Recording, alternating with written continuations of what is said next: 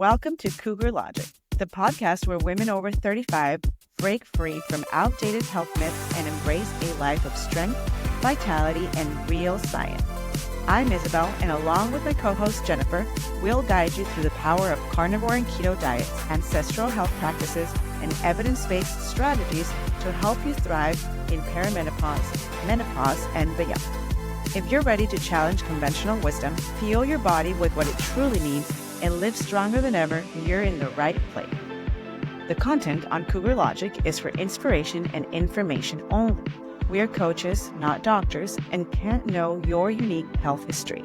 Use this podcast to spark curiosity and work with a supportive healthcare provider when making health decisions. Your journey is your own, and we're here to cheer you on. So I have an aura ring, and it tells you your age, what age your body is compared to how old you are chronologically. This is how old your body actually is. And it's always said that 4.5 to 5 years, like it would go back and forth between being 4.5 to 5 years younger than my age is. Now it says that I'm 7 years younger than my actual age. That's freaking awesome. I don't even know how I did that. Our little friend here, Miss Isabel, just celebrated a birthday. So if you wanted to pop by cougarlogic.com, or you want to stop by us on Instagram at cougarlogic and leave her a little happy birthday message, she would love to. I had a lot of fun on my birthday. Although I will say that I had 2 margaritas that I regretted. My husband is just a bad influence, and I was like, no, okay, we'll have one. And then he pushed me for a second one, and I needed the second one. Was not going to do me very good. So I had a bad night. But other than that, I had a blast on my birthday. That's good. Very much fun. That's good. It was good. I also wanted to tell you about my coffee that I'm drinking. What are you doing with your coffee now? It's so good. Huh? What are you doing with your coffee now? I put some equipped protein in it, salted caramel. So it's pretty much a salted caramel cold coffee. I don't know about this equipped protein. Tell me about it. It's all beef protein. It's got 4 ounces of beef in each serving. And it tastes like salted caramel? It's delicious. And it blends really well. It is really It's not good. really sweet, is it? The norm for protein, I guess, powder. Yeah. So they have, and their flavors are really good because they have like chocolate, which the chocolate is really, the chocolate's the cleanest of the proteins that they have because, it's chocolate, but it's really good chocolate, and it's like, it tastes like dark chocolate rather than like milk chocolate. Mm-hmm. So that's good. And then the salted caramel is they're all clean. It just depends, like the flavor will have, like this one has natural flavors, for example. But other than that, it's like beef, I think it's stevia, and then natural flavors and salt. And then the cinnamon roll one is sweetened with coconut sugar. They have cinnamon roll, which I haven't tried yet. They have awesome flavors. Nobody has these flavors. That's a good flavor because I like to put cinnamon on my coffee, which I have cinnamon on my coffee now. Do they make a vanilla? Yeah, they have vanilla. And then it's not whey protein, right? No, it's beef protein. Interesting. I'll have to check that out. Maybe I was actually thinking that we can maybe have them sponsor us because they're good about like, oh yeah, let's put you on there, So maybe we can reach out to them to have them sponsor this show, or as what do you call it? Just to give us a promo code. Yes, that would be awesome. Like you try it, I try it. We'll try different flavors and let people know how it is. So it's really good. I highly recommend it, and I love that it's beef protein instead of whey protein. Yeah, because whey you can't put in a hot drink. No, I've tried it many, many times and it never comes out good. But this one, you can. That's good to know.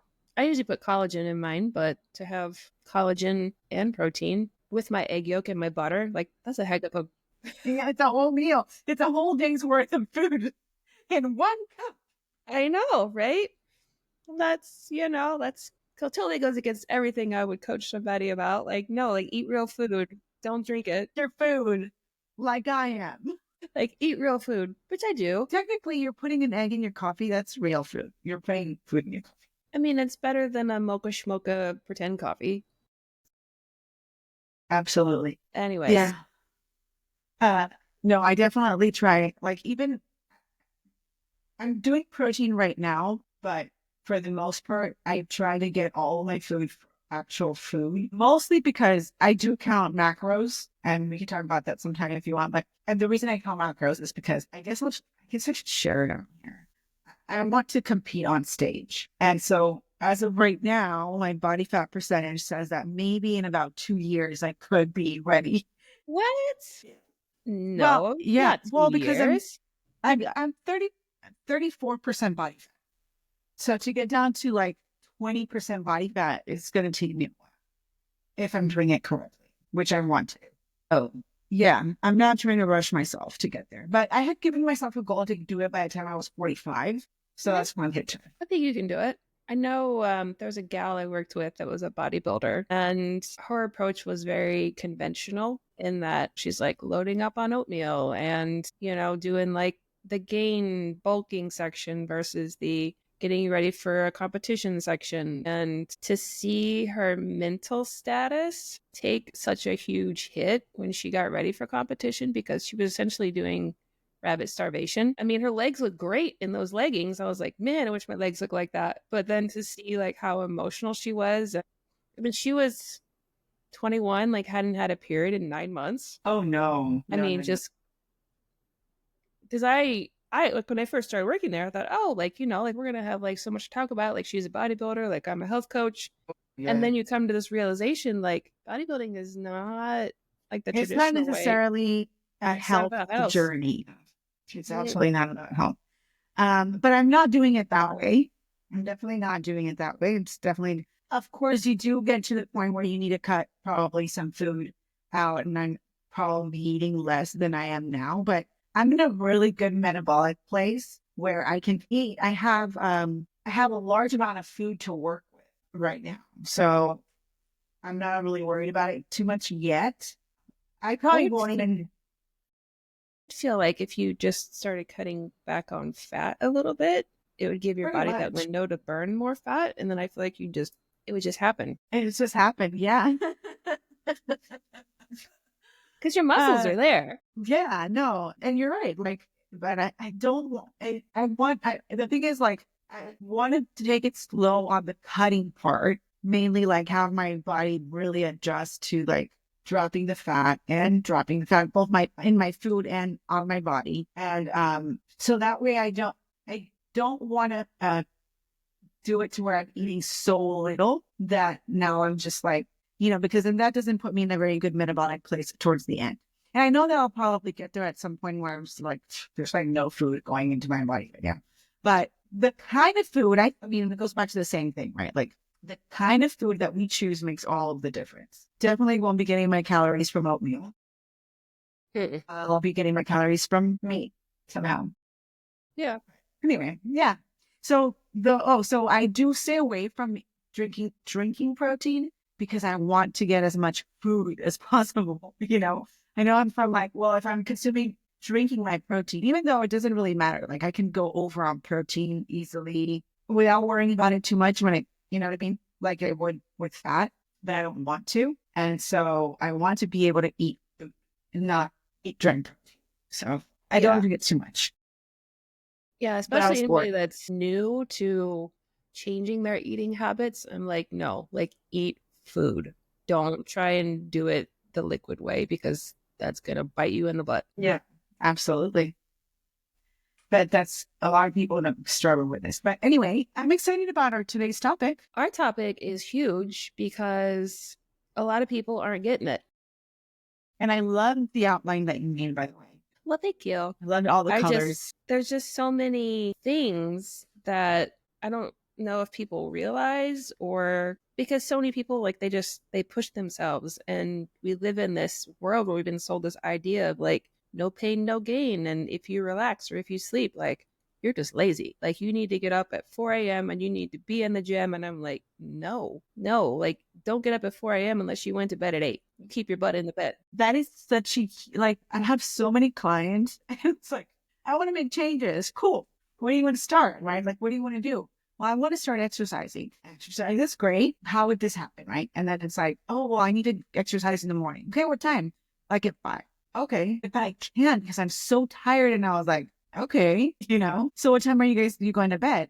I'm like, well, like 1 in the morning. I'm like, I do not want you exercising at all if you're going to bed at 1 in the morning until you're getting at least 8 hours of sleep. Yeah, there's a study that shows that people who have less than 6 hours a night have a higher body mass index. Restricting your sleep for 5 days leads to short-term weight gain, and people who get more than 7 hours have an increased likelihood of successfully maintaining weight loss at 12 and 18 months. So when I am coaching somebody and they're like, I want to lose weight, I'm like, all right, the first thing I'm going to tell you is, maybe go for a walk. But other than that, I'm not going to tell you to do some crazy workout. I'm going to tell you to go to bed. Work on your sleep. Do that before you even worry about exercise. It is such a huge thing. Like, you would think that we outgrew not wanting to go to bed when we were kids, right? Like, I know kids never want to go to bed. I thought we outgrew that. I thought as grown-ups, you now want to go to bed, but so many people don't. They just don't want to go to bed.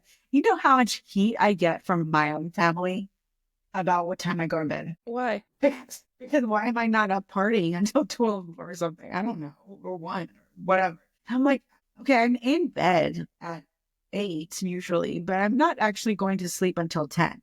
Isn't that crazy? See, I'm in bed by 8:30, but I'm usually passed out asleep by 9. Yeah, sometimes so we're in that, sometimes in that window. But my days are, my alarm goes off at 5:30. I leave the house for work at 7. I do my patient charts. I do 5 hours of massage. I may have an hour to myself. I go get the kid from school. I come home. We figure out dinner. A couple nights a week, we go to Taekwondo class. I get home at 7:30. You're physically exhausted. And I'm just done.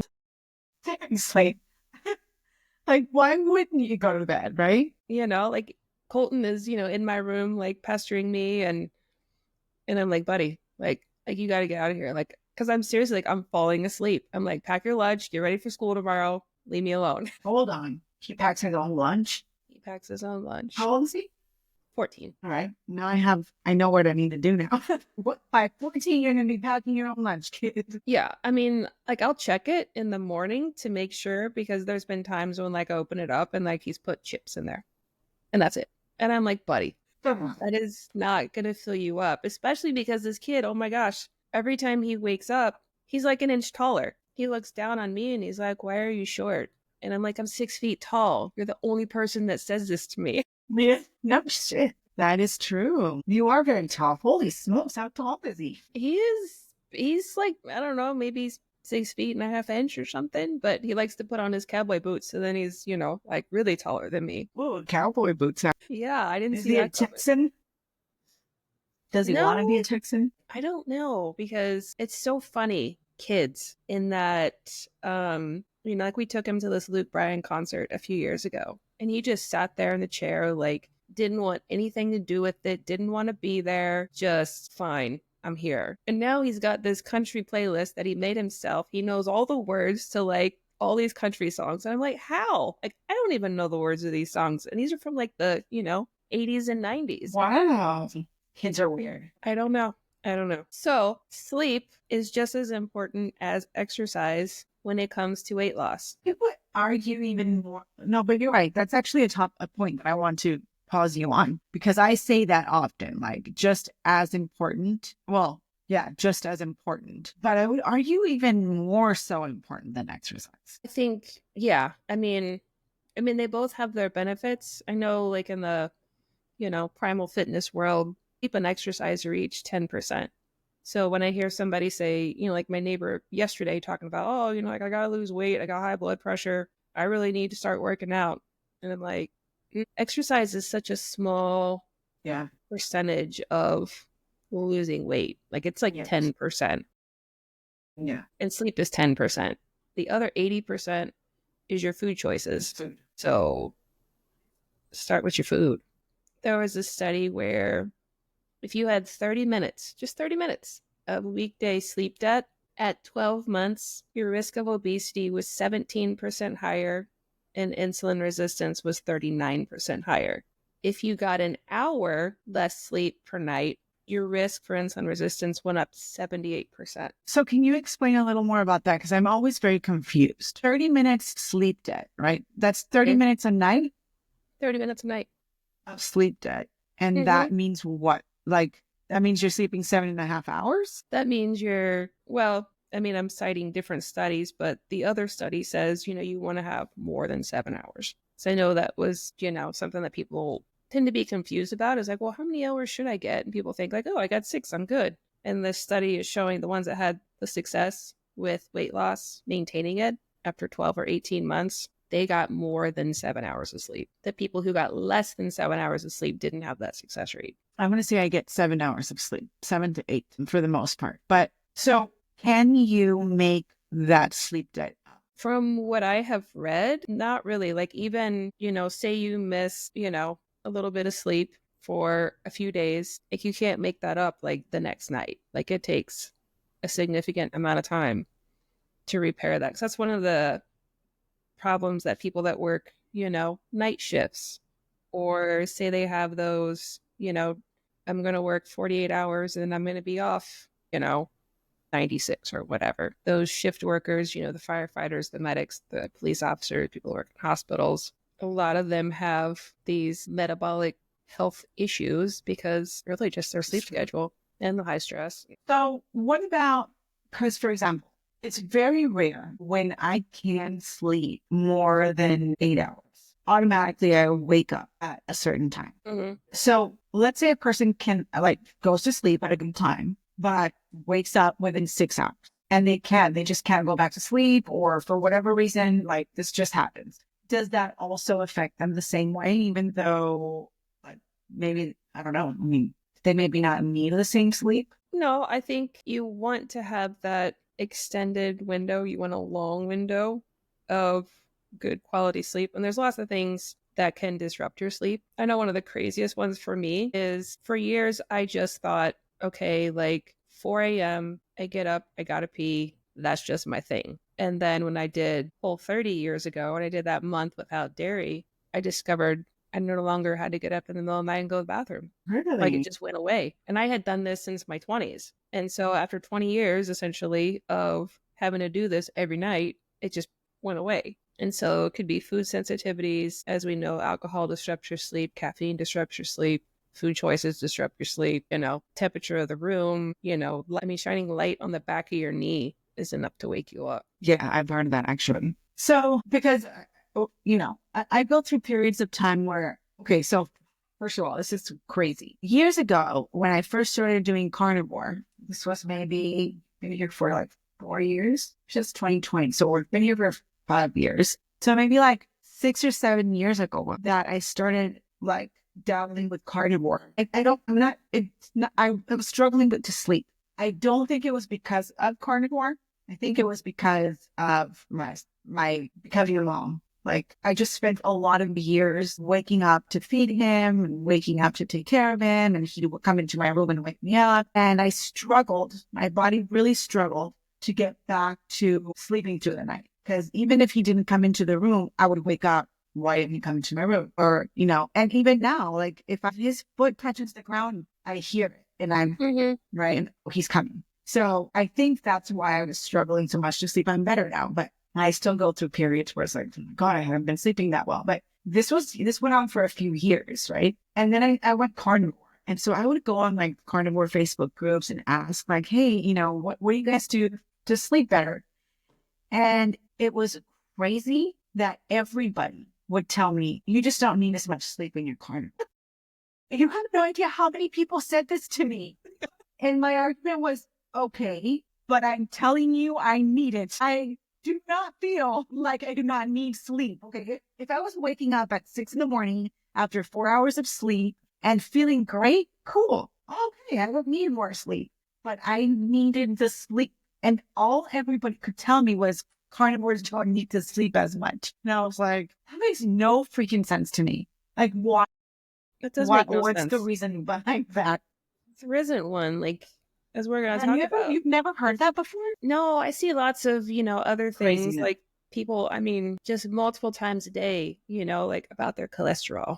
Like, oh, my doctor, and my cholesterol. I'm like, oh my gosh, like I just can't right now. No, another thing that can cause interruption to your sleep is energy restriction. So there was this study, there's only 9 women in this study, but after 4 weeks on an 800 calorie diet, which 800 calories is nothing, there was an increase in the time at the start of sleep and the reduction in the time spent in slow wave sleep. So they were getting poor sleep essentially because they're hungry. Because when you're hungry, your body is going to make that energy by raising your cortisol, because then that allows it to pull glucose out of storage. Well, cortisol is the hormone that causes you to wake up in the morning if everything's working like it should. And so a lot of times you're not sleeping just because you're hungry. Your body's looking for sugar. And so that's the other thing that can happen if you go from like, the standard American diet to eating low carb really fast, is your sleep's going to be rubbish because your body's not used to using that fat for energy. And so it's going to be releasing cortisol. It's going to make it hard for you to sleep. So calorie restriction keeps you from sleeping better. And I knew that, and I think I've even experienced it myself. What about exercise or lack thereof? How does that affect sleep? Well, I mean, there's, like we always talk about, there's an appropriate approach to exercise. This whole, because so many women do this, especially at our age, like their 40s, 50s, perimenopause, menopause. They're like, oh, I have this, belly fat and I want to get rid of it. So I'm going to cut my calories. I'm going to exercise hard at too high of a heart rate every day and do this and do that. And I'm going to get up at 4 a.m. And I'm just like, please stop. Please stop. This is not going to work for you in terms of long-term health, weight loss. Like, I see where you're trying to go. But you're menopausal.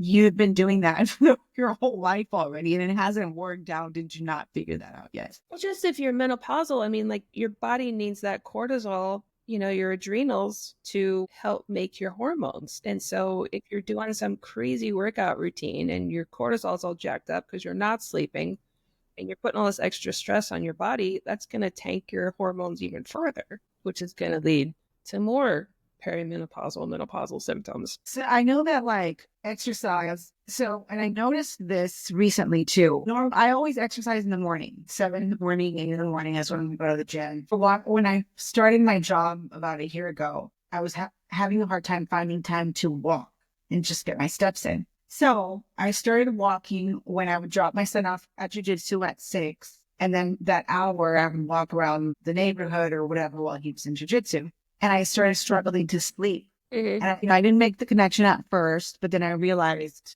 I think one day I didn't do it. And that night I slept really well. And I made the connection that even, I guess because because it's South Texas at 6 p.m., it's pretty hot. There's still sun. So I was out for a walk. So I was getting my heart rate up. I was getting hot. I was getting sweaty. I was doing all the things that constitute exercise. It wasn't a very leisurely walk, I guess, right? Plus, I was trying to get as many steps as I could or as much walking as I could in that short period of time. So I was walking fast. And I think that was messing up my sleep significantly. Yeah, because if it's too intense, you'll raise your cortisol, which is what you want to be low when you go to bed. And I was talking with some people at work the other day, and they said, yeah, like I couldn't go to, Taekwondo at this time that you do and then go to bed. Yeah. But I don't know, like it's, like I don't feel like I work super hard. It's like an hour class, but I'm not breathing heavy. And if we're sparring and I am breathing heavy, then it's more like a HIIT exercise. It's not that chronic cardio thing. That my days are just, long, and I've been doing physical activity all day. So 8:30 comes and I'm like, I'm done. Yeah, maybe you're just too exhausted for it to matter at all. But yeah. Now, the other thing that, I don't know, lots of people will say this. I haven't looked up any research on this, but have you noticed that your sleep quality changes depending on the moon phase? No, I haven't paid attention. Like usually like around a full moon, like I don't sleep very well those nights. Lots of people say that. I'm going to check it out, but I don't want to kind of set myself up to make that happen. You know what I mean? Yeah. That was my pandemic project. It's like, all these old civilizations been paying attention to the moon, and like, I'm just gonna notice. And I was like, holy, like it's a thing. Cause like, even when I, used to teach, and I'm like, okay, I'm teaching adults. Like, why is everyone crazy? And I'm like, where's the moon and what's Mercury doing? And At certain times in that month? it was always one of those two things. Like either it was a full moon or Mercury was retrograde. No way. And that crazy how? Just like, saying crazy stuff or just, just off the charts with like not paying attention and, like I shouldn't have to discipline adults, to like Yeah, that's pay just attention in weird. class, What were you teaching? I taught for a massage therapy program. So I taught massage, anatomy and physiology, business, all of it. Okay, so why do you think that is? The whole full moon thing, not sleeping well. How do you think that correlates with, humans? Well, I mean, that the moon affects the tides and Right. you are mostly water. Like I said, I didn't research, when I was like putting notes together for this podcast. There's lots of people that will tell you that, that the moon affects their sleep. I mean, okay, so you know how light affects your sleep. You think it's because there's more light when the moon is full? I mean, that's possible if you were sleeping outside, but for those of us that have blackout curtains, I did find a little study. This is a global study showing that artificial light at night significantly correlates to all forms of cancer. So I don't know if you've seen that map where they show, nighttime light prevalence, like across the US, and where people have the highest rates of cancer, and it's like the same map. And people, are you gonna be okay? Things are so bad. Everybody know. is on their phone till so late. Yeah, and I don't think people realize like part of that circadian system is the light as the sun comes up. Like that's going to stimulate the release of cortisol, which is going to raise your blood sugar, which is going to help you wake up. And so at night, when you're sitting there looking at your phone, trying to go to sleep, that light that's going into your eye is telling your body, hey, the sun's up. And so it's not going to make melatonin. And that's why you can't go to bed. So the question then is the light exposure the one that correlates with all kinds of cancers or the sleep deprivation? That's a good question. I mean, it could be either one of those two things. The Yeah. light's causing your sleep deprivation, and the sleep deprivation causes the cancer instead of the light causing the cancer. Or maybe not. I don't know. But well, I mean, we know that the ideal light, like red light therapy, the best light to get is, sunrise when that glow is still orange. The best light at night is campfire or a sunset where it's kind of red. Orange. Like we tend to do better with more of natural light. And now we have all these LED light bulbs that are putting off too much blue light. And then these new headlights that I really don't like. Hate them. They're horrible. You can't see anything. No, like it's great that you can see. I mean, I'm blind, but don't worry about me. Don't worry about me. I'll find the road eventually. Oh God, I know. So I've done this for years now, where I think my husband used to be really bothered by it. Mm-hmm. And I think they finally got everybody used to it. By like 7 p.m., I've got blinds shuttered, lights out. I only have like lamps. So the majority of my lamps have like a dim orange light bulb. Mm-hmm. And so all of my lamps have those light bulbs. And so in the evenings, lights are out and I just have lit lamps on in the corners here and there. And it really helps. It's really helped us to kind of, I don't think they notice it. I notice it because I pay attention to it, but like it really helps to say it's for your body to be like, oh, it's bedtime. Yeah. And just kind of start shutting it down. It's really, really funny. Somebody, I don't know, some light bulbs and put them in. And like, I can just, I don't know, it's like I sense that it's the wrong color. And I'm like, do not turn on that light. Like I can't. So like, I just finally get up and like switch the light bulb. Like I can't do it. Or you go to someone's house and like their TV is just this neon glow. And I'm like, no, like don't. Yeah. My husband likes to take photos of things in this room in the evenings, right? So after work, obviously that's his hobby. He's going to do it when it's, on his off time. So it's usually like 7, 8. He's in here shooting like action figures or shooting whatever he wants to shoot. And he's got so many lights on in this room that I'll come in to say goodnight. I'm just like, I cannot be in here. Like but I mean, I get it. He's doing his thing. Fine. He needs the lights. on, or like he won't have all the lights on, but he'll have one lamp shining, and somehow for some reason, plus his desktop that he might be using for a background. And I'm just like, it's so bright in this room. We can't be in here right now. It's time for bed. Yeah, my ex-husband could not get up in the middle of the night and go to the bathroom without using the flashlight on his phone. And I'm like, are you kidding me? Right there. Why do you need a flashlight? Well, because I can't see. And I'm like, and that light on your phone, that little flashlight, that is so blue. Oh, you want to talk about fighting words? That is bad light. How can you not watch the bathroom in your own home in the dark? Like literally, maybe it's because I was blind the majority of my life, like literally blind. So I know how to get around the dark pretty well. It's not that often that I stub my toe. It's not happening that often. I stubbed mine on Thursday of this week. I was leaving Taekwondo class and I'm, walking to go change my clothes and wash the bottom of my feet because they get black from the mats. And there are these metal benches in the hallway. And I kicked one of them. It felt good. Yeah, no, not good. But yeah, I mean, I don't know. Yeah. Turning on the light in the middle of the night is the worst thing you can do to a person, to yourself and to other people. Yeah. I mean, if I go to the bathroom, I don't turn anything on because I don't want that. I don't Me want the either. light exposure. So we have blackout curtains in my room. Well, I mean, I guess I don't know if they're blackout curtains. They block the light really, really well, but they're just regular curtains, right? And so if they're not closed to overlapping, then light gets in sometimes. There was a neighbor, I don't know what happened. I don't know if the light's not working or our curtains are just doing a really good job. But so the neighbor across the street from us in front decided to put a light over his garage all night. It's not censored. It doesn't have a sensor. It's just on all night and it's LED. Mm-hmm.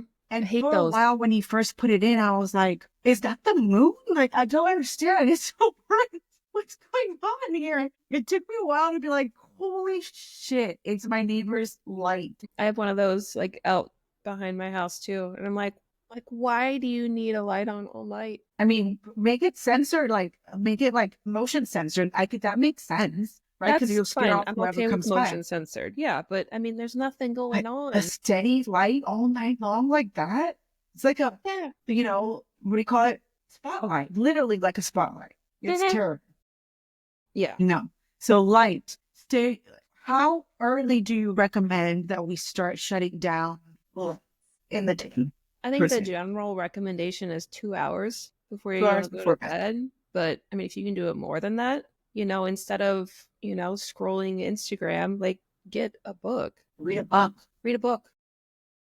Honestly, you'll fall asleep so much faster that way. Mm-hmm. Take a bath. Especially if it's not an exciting book. I don't know. Like, I can get into lots of books. Well, yeah, I know. But most people can't. Like, most people struggle to get into any book, much less a non-exciting one. If it's... So, okay, when I want to, not anymore. I think I'm able to stay up reading a little bit longer, but not really. Like, I know that if I only read before bed, I won't be able to get through the book ever because I'll fall asleep within a page or two of it. That's right. So I have to, if I really want to read a book, I have to read it another time of the day in order to get reading done. Because reading, when you go to bed, you will go to sleep. Mm-hmm. And that is good. That's a good thing. It's good unless you get one of those page turners. Because I've stayed up the Kindle late. Like, no, just like a book that you're like, you got to see what happens. Of course. Those, I think I read. Unless you're reading smut. No, years ago, like I read The Notebook, like in one bath, like cover to cover, the whole book. One bath? One bath. How long was your bath? I don't know. It must have been pretty wrinkly. I know the water was cold. My college boyfriend, he was like asleep and I didn't want to wake him up. So I just sat there in the cold water, like reading this book. And of course I'm like bawling my eyes out, right? And so I finally get out and I like crawl in next to him and he's like, why are you crying? Soaking wet, crying and freezing. Right? That's not cool. Yeah. You're too nice. You should have just woken him up so he can get out of the bath. Well, I mean, I did eventually wake him up when I finally got out. And he's like, because he always used to refer to me as like female. He's like, female, why are you crying? That's cute. Female. female. Why is the female crying? Yeah. Or like if I was driving, he's like, whoa, whoa, whoa, female, female. That's so weird. I don't know. It was his thing. It's kind of cute, I guess. Was what it was. So anyways. Okay, so read books, turn off your lights 2 hours before bedtime, dim them at least. Mm-hmm. Definitely get off your phones. Come on, we already know this. People, come on. And read a book if you can't fall asleep instead of scrolling. Yeah. I mean, there was another study that looks at the hormonal effects of sleep. And so when you're not getting enough sleep, your hormone ghrelin, which is your hunger hormone, is going to go up, and leptin, which is your satiety hormone, is going to go down. So, which then adds into that, when you don't eat well, that's going to mess with your sleep. And then that's also going to make you make poor eating choices. And then that goes with, okay, like my hunger hormones are higher, my satiety hormones are down, which I don't know about you, but I know for me, like if I'm like super hungry, which doesn't really happen much anymore, that's where less than ideal choices happen. Yeah. Is when you're hangry. Like, you know what? I'm just going to eat whatever because I'm freaking starving. I have noticed, and that happens to me even now, because it's almost like when you start cooking, it triggers you to be hungry, right? Mm-hmm. So let's say normally I make dinner around 4. So our last meal of the day is usually around 4 or 5. Like by 5 o'clock, we're finishing out. When I start making dinner, I have caught myself like all of a sudden while I'm making dinner, like shoveling things into my mouth, just like food that I have there, stuff that I'm cooking, whatever, pieces of cheese. And like, why does this always happen when I start because cooking, like the smell of food triggers me to be really hungry. And I start putting things in my mouth. So I have to be really on top of that because it does happen to me a lot. I know if I'm really hungry and I start making something, then I'm like, and I can make this and I can make that. And next thing I know, I'm making like 6 different things. Yeah. So I don't like snack like you do. I just start making more stuff. Yeah, making more food. Yeah, I do. I end up just biting stuff or trying things and then I'm like, I should not be doing that. Luckily to me, it's not bad food, but still, I don't want to be doing that. And so I have to control myself. And I think I don't feel hungry until I start making the food. And then that triggers me to be hungry. But I tell that to my clients very often. It's one of the things that I talk to them about is sleep, right? And then it's like, why?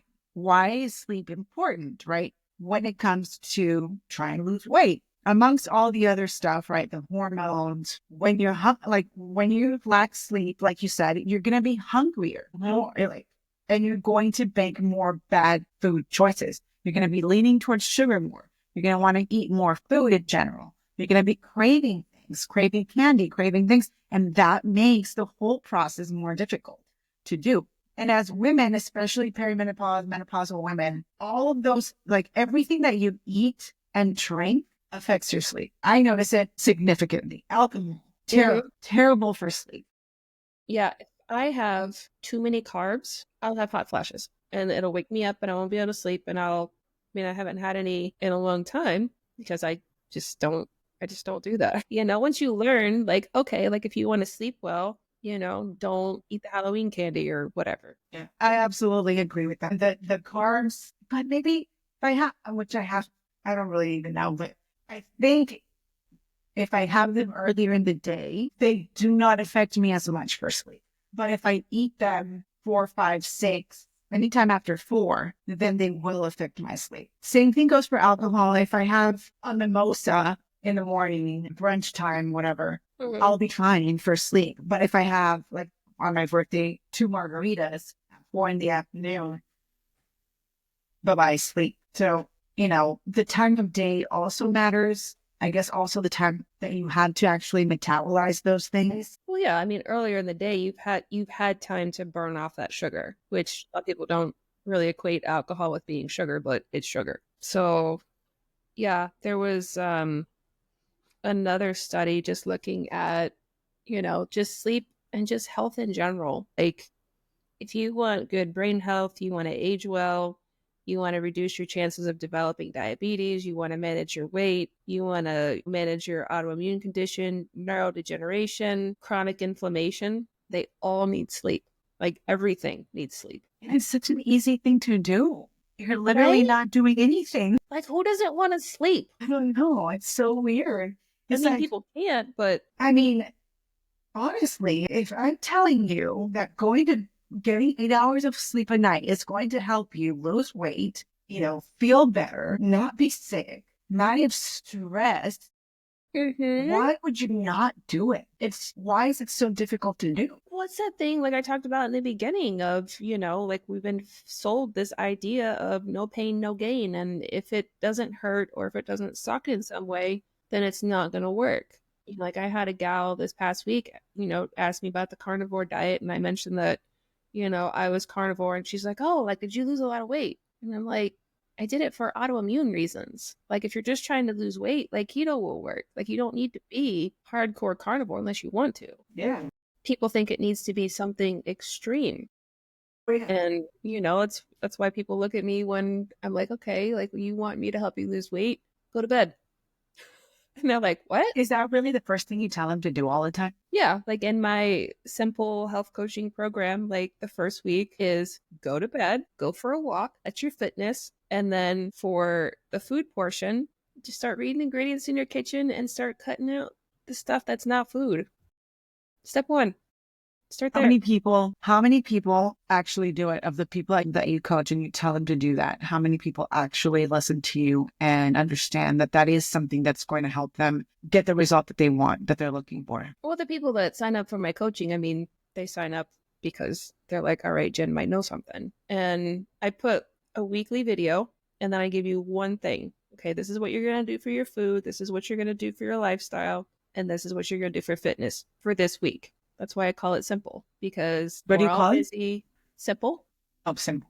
Yeah. And so we're all busy. We all have things going on. Like you don't want to, have something new to do every day. And so like, all right, for this week, here's a little video where I'm going to explain these things. This is why you're going to do this. And then these are the, one thing you're going to do for those 3 categories for the week. And then next week you'll get another one thing. And so it's designed to help people gradually break up with sugar, because we know everyone's addicted. And yes, it is as addictive as cocaine and heroin. So if you're struggling, it's not your fault.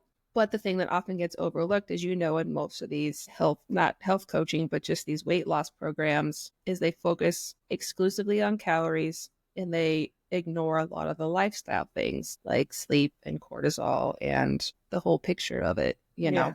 Yeah. So my goal is to make something that's going to help you figure out what works for you, because we also go over food sensitivities, because I want you to know what works so that I am the very last thing that you ever have to do to, get healthy or whatever. Yeah, that's the whole point. I've been getting a lot more clients nowadays that come to me with that. And I do wonder whether do they actually know what they're talking about? Because they'll come to me and they'll say, I want to make lifestyle changes that are sustainable. And I have seen a lot more people tell me that, like actual clients that come to me with the Healthier Texas program. And, when I ask them, okay, why do you want to work with a health coach? They're like, I want to make healthy lifestyle changes that are sustainable and I'll be able to do long term. And I'm like, okay, that's good. Right? That's like good. We're turning a wheel out here. Yeah, I've been hearing it recently a lot more. So, and it does make me wonder, like, okay, why are they saying this? Do they actually mean it? And so, yeah, through coaching, you see that they do actually mean it. Although sometimes it worries me that they are very gentle on themselves. The whole idea nowadays with the whole wokeness that, be nice, be kind to yourself, and don't add stress to your life. And I feel like people are too gentle with themselves. It's like, I don't want to overdo it. Okay, so what kind of goals do you want to work on? And it's like, okay, I want to, and they'll say something. Sometimes it's just like, drink more water. Cool, right? Let's drink more water. What else do you want to work on? And they're like, oh, well, that's it for now, because I don't want to overdo it. And I'm just like, overdo it how? Like Even how? then, like that is one of my pet peeves. These people carrying around these gallon bottle jugs, like Yeah. forcing themselves to drink. Like we are the only species that forces ourselves to drink water. And we drink far too much. Most of us are already like minerally depleted. Yeah. And we're pounding this water, further depleting our minerals. No, I agree completely on that. Like I I can agree tell a completely on difference that. when someone comes in for a massage and they're like, "Oh yeah, I've been drinking lots of water," and I'm like, "You got rock hard muscles because magnesium's gone, potassium's gone." Like once upon a time, all water used to be unfiltered, and now we're drinking, this filtered water, depleting your minerals because you're drinking it well more than what you need to drink. I could just go off on this one.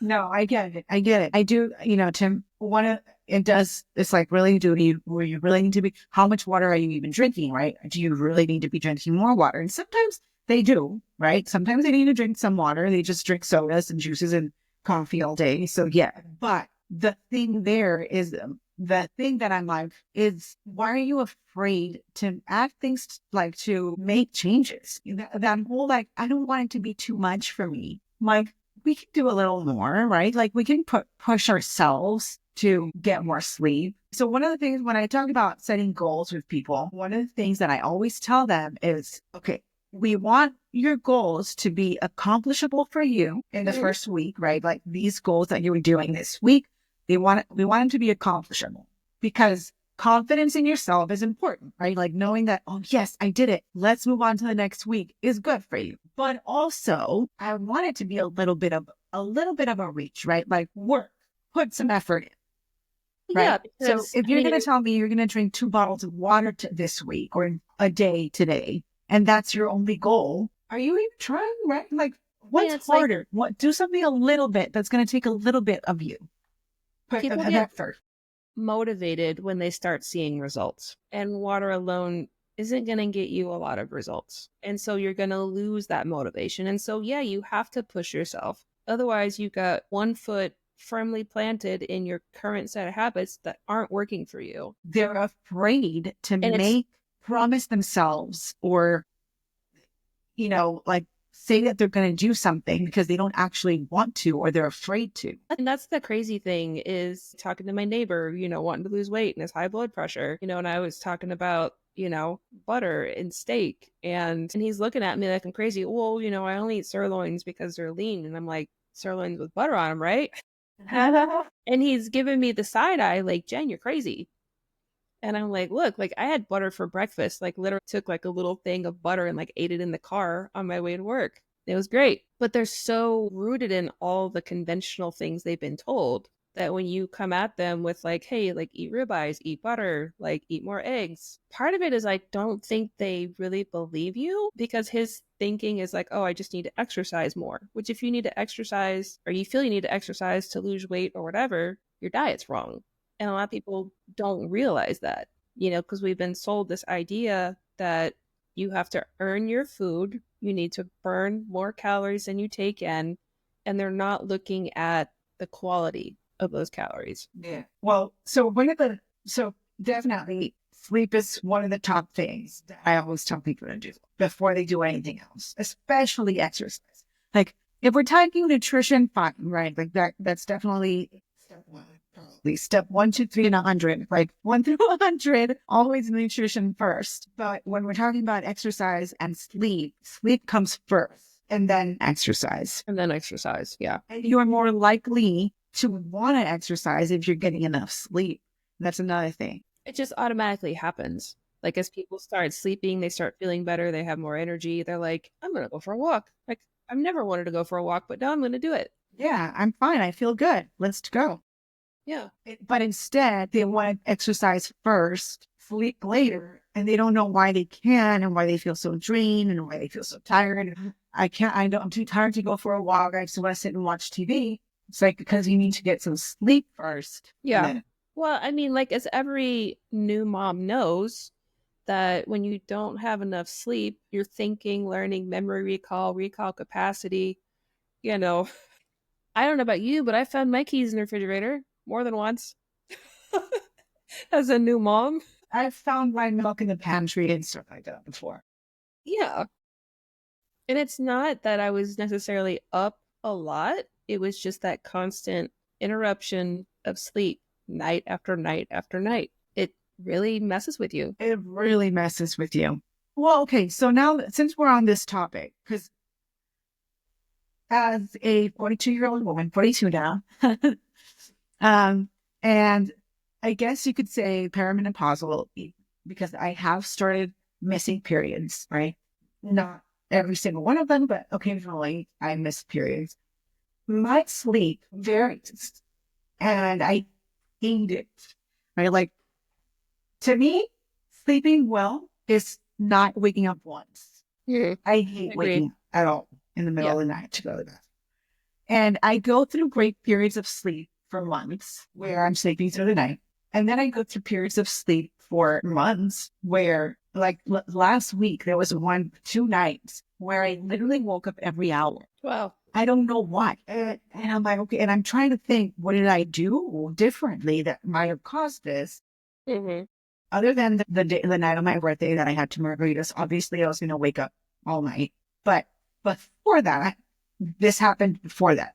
2 nights in a row where I would look at the time. I was 4:15. Okay, go back to sleep. 5. Oh my God, go back to sleep. And then every time. And I was trying to figure out why that happened. Because, okay, we've talked about the go to sleep and get 8 hours of night. Well, what happens when you can't? I feel like what you do if you wake up in the middle of the night is going to, I guess, reinforce what happens going forward. Because my mother-in-law, she would wake up and then she would get up, turn on the lights and like do things. And I'm like, well, no wonder you can't sleep. Like you're training your body. It's time to get up. So instead of getting up, instead of turning on the lights, instead of, looking at your phone or whatever, like roll over and, just lay there if that's all you can do. But that's better than, trying to get up when you don't need or want to be up. Yeah. But then there are like, I don't know. I mean, I think it's important to figure out, and it goes back, it all goes back to nutrition and diet and exercise. What did you do that day? Because what you do that day will dictate whether or not you sleep well tonight. Mm-hmm. Sometimes, like those 2 nights, I can't figure out what I did differently, but sometimes you can, right? What time of night did you eat? And sometimes it's really simple. Like sometimes I'm like, I had dinner kind of late tonight, and I know that that's what happened, or I was helping my son with homework until kind of late, and that kept my metabolism running and my stress levels up here, and that caused me to not be able to sleep as well as night. So a lot of things can contribute to whether or not your night goes the way you would want it to. Mm-hmm. But it is also very likely that, especially during perimenopause and menopause, you're more easily aggravated to sleep. Yeah, our systems are more sensitive in a lot of ways. Like we're less carb tolerant. What's going on with our adrenals is huge for like all of our hormones. And then I know, because I'm sort of like you, I guess at 50 perimenopausal in that, I've missed some, but I'm still relatively regular. But what's new for me is it's like the 2 days before I'm going to get it, I don't sleep those nights. That's new for me. I don't know why. And I'm just like, but it's nice, I guess, in the sense that I know like, oh, hey, heads up.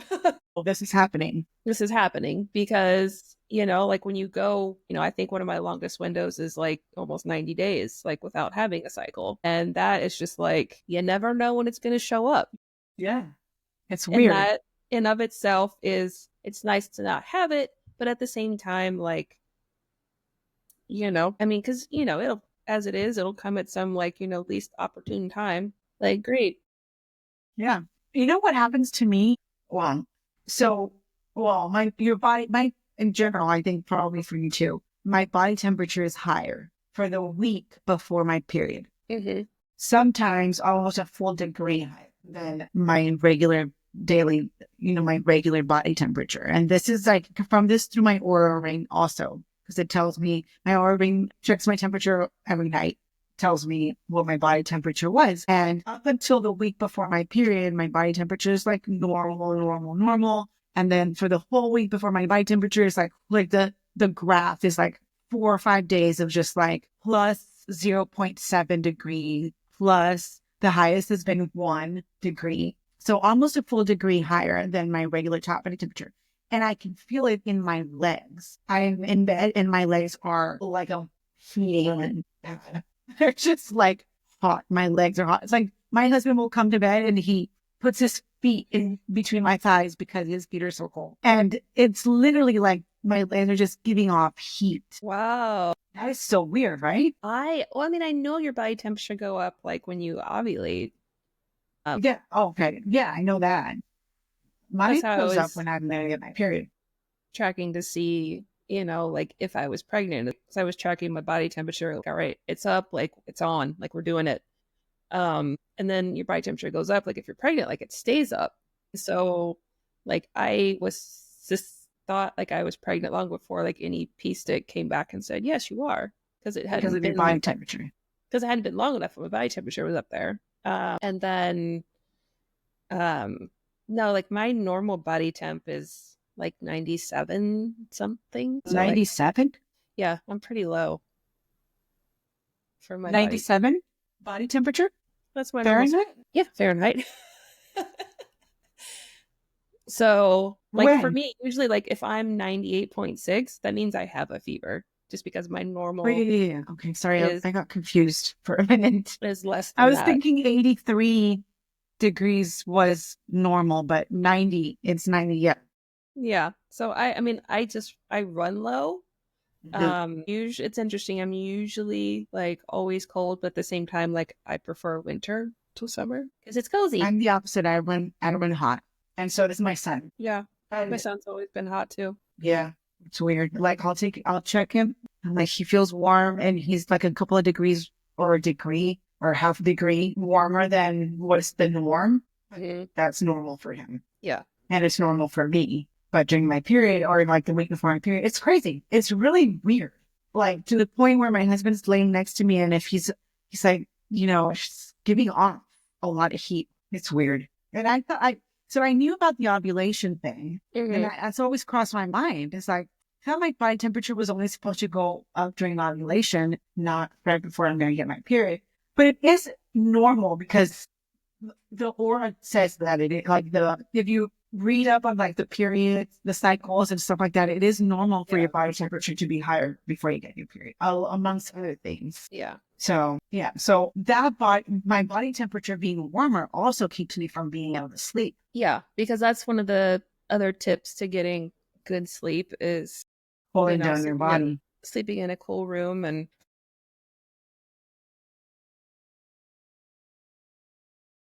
so looking at gut health, we know that, exposure to different kinds of light messes with your circadian rhythm, also affects your gut microbiome. And so dysbiotic gut microbial profiles have been observed in people affected by sleep disturbances. So like if you're not sleeping well, that's going to affect your microbiome. If you're not sleeping well, you've heard about the beta amyloid plaques and tau particles, like Alzheimer's, that whole thing. Basically, there are these, well, depending on who you listen to, if you will, there are these proteins that accumulate in the brain, people with Alzheimer's disease. And in your brain, your body's constantly making cerebral spinal fluid. So it's the fluid that like bathes your brain, runs down your spinal column and back up. So it's sort of a way of like clearing that area. And so if you're not sleeping, that affects that cerebral spinal flow. And so they've discovered that people who don't sleep well, they don't have the good clearance of these proteins that are associated with Alzheimer's. Mm-hmm. The gut microbiome thing, the circadian rhythm being off is what affects it? It can, yeah.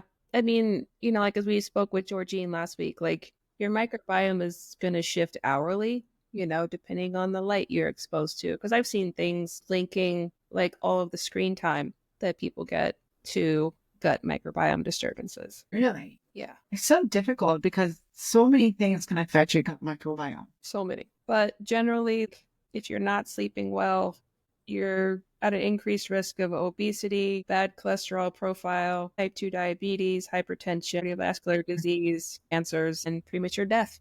Yeah. So go to bed. It is essential. It is so freaking essential. And what about heart attacks? You're a higher risk for heart attack. Did you say that? Yeah. Yeah. And I will link all the studies that I pulled up in the show notes where you guys can go check these out and read them for yourself. But yeah, it increases your risk of hypertension and cardiovascular disease. Nice. But nice to know. It's for sure. How to get better sleep. I'm going to put together a little PDF that people can come and download, a little tip sheet to help you get better sleep. So if you go to cougarlogic.com, you can look at this episode and get your free download. Yeah, I think that'll be a good idea. That's a good thing to share is a how to get better sleep PDF. One of the things that I always tell people, a lot of these things are simple, but simple in the sense that, there's not much to think about when it comes to it, and it'll do so much for your sleep, is having a bedtime routine. It's weird, but I experienced it with my son, right? And the connection. So let's say you go to, in the evenings, you switch off the lights or dim the lights, and then you go take a shower, and then you go to bed.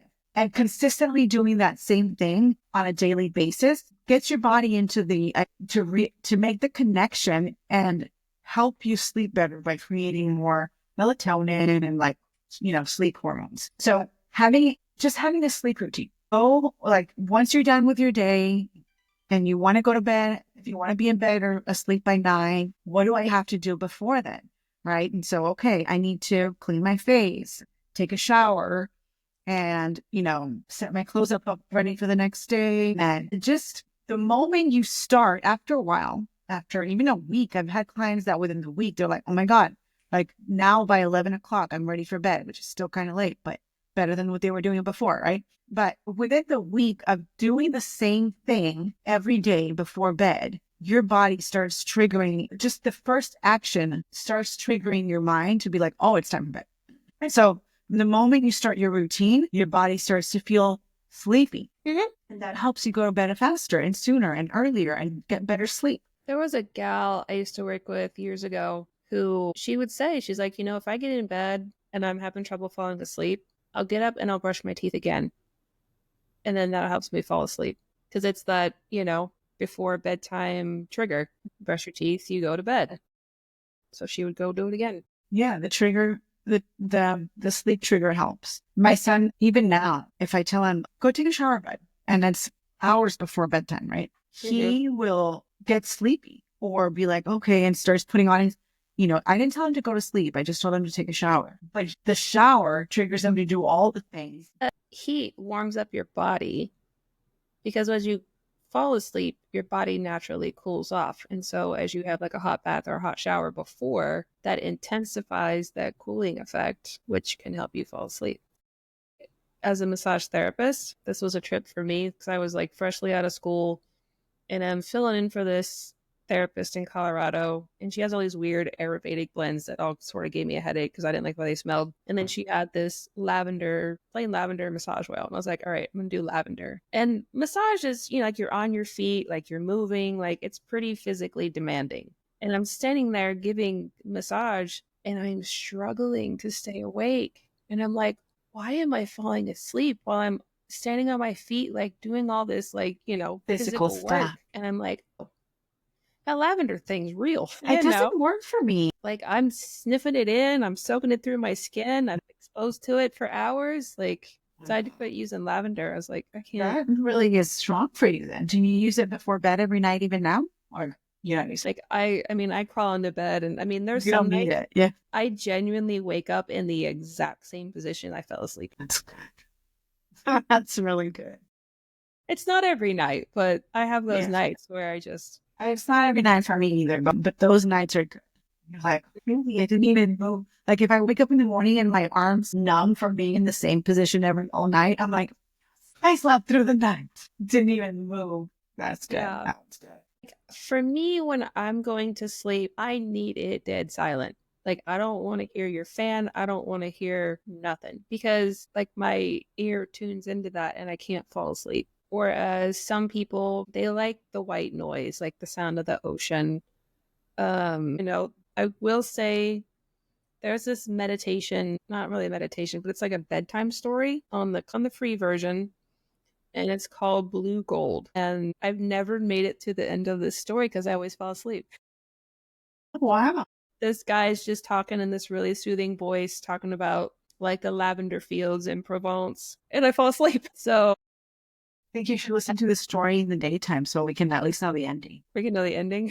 You know, I used I tried to use noise when I was struggling to sleep a few years back. And so I tried using noise, different sounds, really loudly. Even I would put it to where I guess I wanted it to like not allow me to think of anything else because it was so loud. So I would do it really loudly too. I did some of that meditation, like that worked a little bit where they would tell you to like relax certain parts of your body one at a time, shut them down. That worked for a little bit, but not all the time. You've got to get the right person with the right voice. For Yoga Nidra. And that 528 hertz thing. Yeah, there's different frequencies of music, and I don't have these all memorized, but you can go look them up. Different frequencies align with like different chakras and different things in your body, and some are for like healing. Anyway, 528 is supposed to be good for sleeping. Very interesting.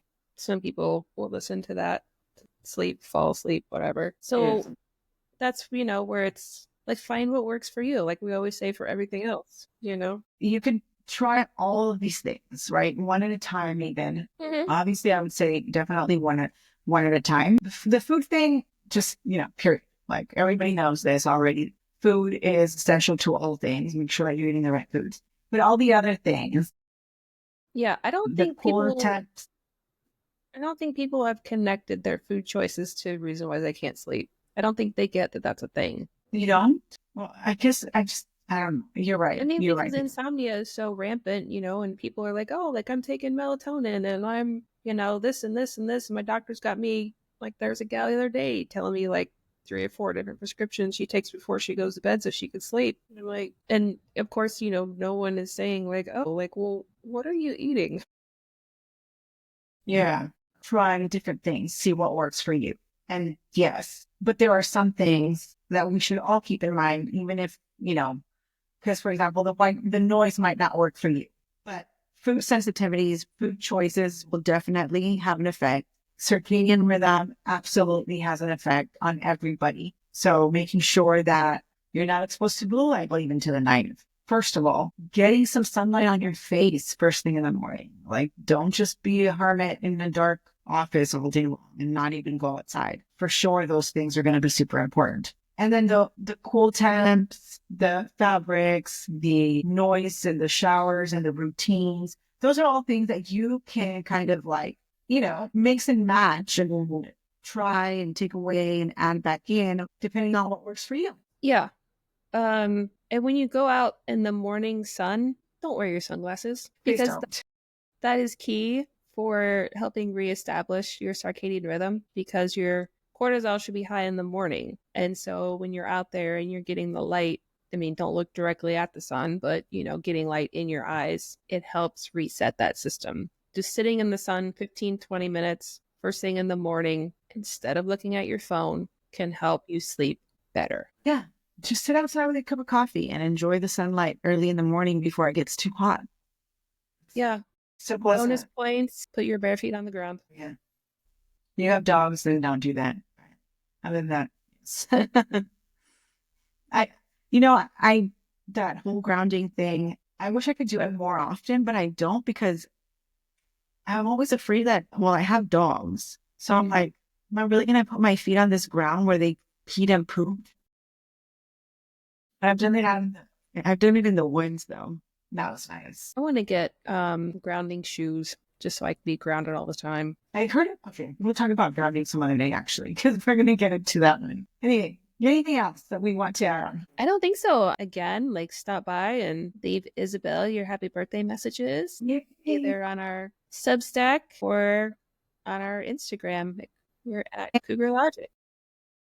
If you guys have a topic that you would like for us to talk about, we're always open to suggestions. This is, of course, a podcast dedicated to women in their perimenopause, menopausal age who want to, have a healthier lifestyle. So anything related to health, fitness, wellness, menopause, we're open to it. So, ask us to have a topic on it and we're more than happy to do it. Yeah, sounds good. And yeah, go wish me a happy birthday because I'm excited to see who wants to wish me a happy birthday. All right, Jen, it was nice talking to you. You as well. Like always. And we'll talk again soon. All right. Bye.